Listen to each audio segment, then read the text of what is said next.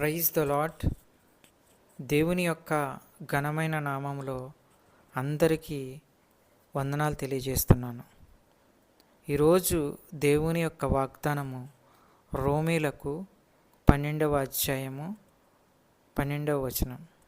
నిరీక్షణ గలవారై సంతోషించుచు, శ్రమయందు ఓర్పు గలవారై, ప్రార్థనయందు పట్టుదల కలిగి ఉండుడి.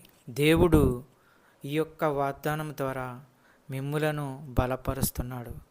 శ్రమలు వచ్చినప్పుడు మనము అధైర్యపడకూడదు, నిరాశ చెందకూడదు, నిరుత్సాహపడకూడదు, విసుగుదల చెందకూడదు.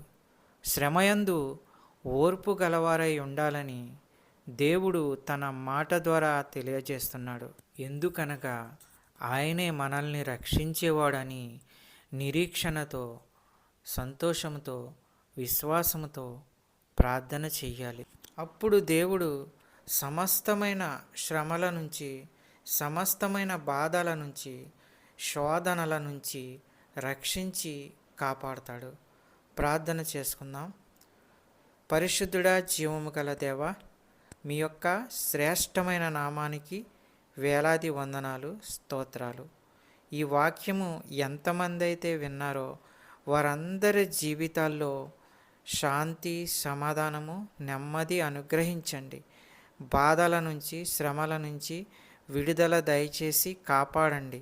నజరేయుడైన యేసుక్రీస్తు నామమున అడుగుచున్నాను తండ్రి, ఆమెన్.